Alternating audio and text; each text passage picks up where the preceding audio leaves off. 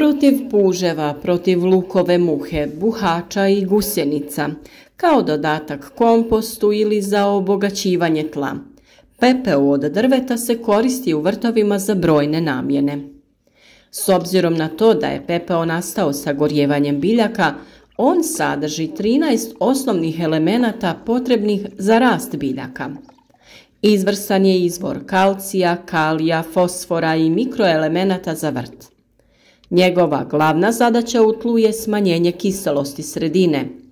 Kako bi ovo gnojivo efikasno djelovalo, treba poticati od pravog drveta. U današnjem videu ćemo da kažemo zašto je pepeo koristan za rast biljaka i kako ga koristiti na pravi način. Na našem kanalu možete pronaći mnogo korisnih savjeta o uzgoju voća i povrća, pa razgledajte. Lajkajte ako vam se neki video sviđa i tako podržite naš rad, te svakako zapratite naš kanal. Pišite nam u komentarima od kuda nas pratite, kako se kod vas uzgajaju biljke. Pitajte naravno sve drugo što vas zanima, a video možete podijeliti i na vašim društvenim mrežama.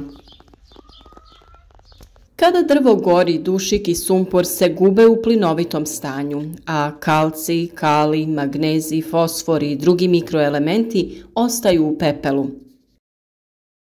Karbonati i oksidi preostali nakon paljenja koriste se za umanjivanje kiselosti tla. Također pepeo popravlja strukturu teških glinastih tla jer razbija tlo i pomaže u prozračivanju. To gnojivo bogato kalijem općenito je dobra nadopuna uz životinjska prirodna gnojiva koja su većinom siromašna kalijem. Kalij u biljaka regulira ravnotežu vode, tkivo je čvrsto i sočno, te igra ulogu u prijenosu hranjivih tvari unutar biljke. U nedostatku kalija povrće je osjetljivije na sušu, mraz, bolesti i štetnike. Sam hemijski sastav pepela teško je standardizirati jer postoje velike razlike među vrstama pepela. Ustanovljeno je da pepeo sadrži puno kalija te još 10 do 40% vapna, 5 do 10% fosfora i veliki broj mikroelemenata. No ne sadrži dušik pa ga je potrebno odvojeno nadodavati. U usporedbu sa mineralnim gnojivima prosječni pepeo bi imao omjer kao NPK 0,1,3. Tako, na primjer, pepeo dobiven izgaranjem treseta i kamenog ugljena sadrži samo 1 do 2% kalija i fosfora, te neznatne količine vapna, pa nije preporučljiv kao gnojivo. Pepeo dobiven od briketa ugljena također nije preporučljiv za poboljšavanje strukture tla, jer se u njegovoj proizvodnji koriste štetne tvari kao petrolej, parafin, boraks, sumporov oksid i natrij nitrat. Isto se odnosi i na pepeo nastao izgaranjem peleta, koji nije dobro koristiti u svrhu prihrane biljaka zbog različitih primjesa koje sadrži. Pepeo od različitih vrsta drveta pokazuje različita svojstva. Tvrde vrste drveta općenito sadrže više fosfora i kalija nego crnogorica, ali puno manje kalcija. Također, tvrde vrste drveta kao što je hrast daju više pepela po jedinici upotrebljenog drveta i više hranjiva nego mekane vrste drveta. Pepeo od bukve i graba ima sadržaj oko 10 do 15% kalija i 5 do 10% fosfora. U prosjeku gorenjem drveta dobivamo oko 6 do 10% pepela. Pepeo drveta sadrži kalij koji je glavni nutrijent povezan sa cvjetanjem i plodonošenjem. Ipak razina kalija će ovisiti o starosti drveta koje je paljeno. Mlado drvo kao reznice, ostale nakon orezivanja, imati će veći sadržaj kalija od starih grana. Sama temperatura izgaranja igra ulogu u hemijskom sastavu pepela, pa tako, na primjer, više temperature uzrokuju veći gubitak kalija. Također, s višom temperaturom izgaranja manje se pepela proizvede. Zato izgaranje na temperaturama ispod 900 stepeni rezultira povećanim sadržajem kalija u pepelu i minimalnim sadržajem metala. Prije same upotrebe pepela kao poboljšivača tla, preporučljivo je uzeti uzorak tla i dati ga na analizu, da se utvrdi pH vrijednost i količina hranjiva koje sadrži. Uzorci bi se trebali testirati u jesen ili zimu. Važno je odnijeti reprezentativan uzorak tla u ispitni laboratorij. O temi pravilnog uzimanja uzorka tla za analizu imate poseban video na našem kanalu. Također, bitno je čuvati podatke o prethodnim rezultatima analize jer onda možete usporediti promjene u sastavu nutrijenata. Korisno je upotrijebiti pepeo na tratini, cvjetnjacima i uz grmlje. Preporučljivo je dodavati oko 250 do 450 grama pepela godišnje na svaki grm. No pepeo je najkorisnije dodavati u uzgoju paradajza i drugih biljaka iz porodice pomoćnica.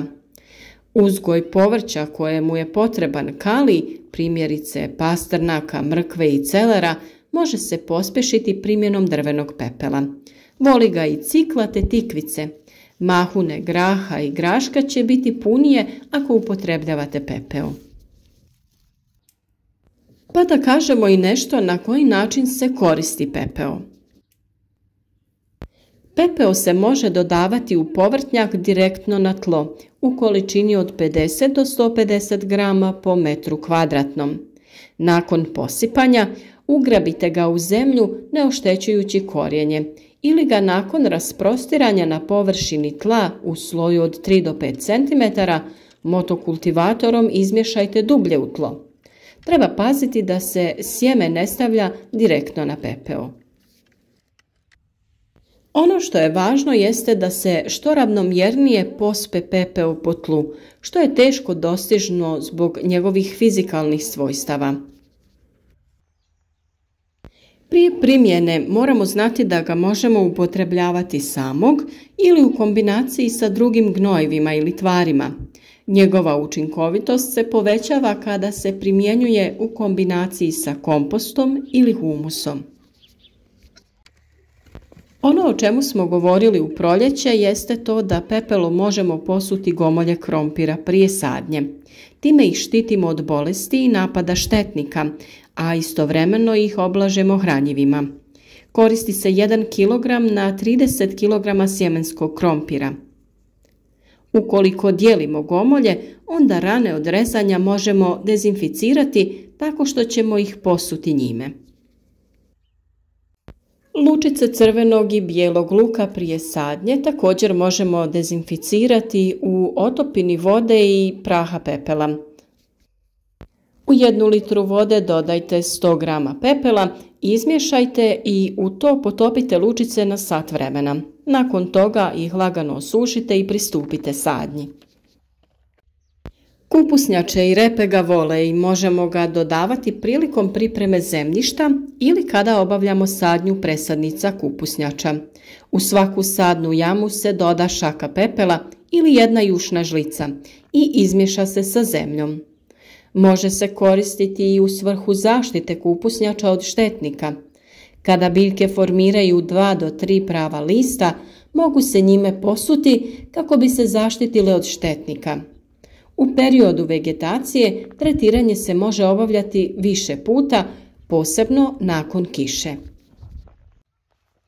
Krompir, paradajz, patliđan i paprika odlično reagiraju na ovakvu prihranu, posebno kulture koje su veliki potrošači kalija poput krompira i paradajza. Za krompir ga je najbolje pomiješati sa humusom ili kompostom u količini od 1 čaše pepela i 3 do 5 kg humusa na 1 kvadratni metar. Upotreba pepela u poboljšavanju tla mora biti sa namjerom da se postigne ili održi optimalna kiselost tla. Dodatno, ako se uz pepeo koriste i druga gnojiva, onda njihovu količinu treba rekalkulirati jer su pepelom u tlo već uneseni i drugi elementi. To se pogotovo odnosi na usjeve koji su osjetljivi na višak fosfora i kalija. Neki radovi izvještavaju o štetnim posljedicama prevelike upotrebe pepela, no štete po usjeve nastaju samo zbog previsokog pH zemljišta koji nije optimalan za određene usjeve na kojima se aplicira pepeo. Najsigurnije je da se držite preporuke da na površini od 100 kvadratnih metara možete koristiti ne više od 10 kg pepela godišnje. Jesen je najbolje vrijeme za gnojenje pepelom. Tokom jesenske gnojidbe pH tla je općenito niži i ako tada koristimo pepeo, on će imati više vremena za biohemijske reakcije dok se vegetacija ne počne buditi. Pepeo se najčešće unosi u kiselo zemljište kako bi se povećala pH reakcija jer je on alkalan.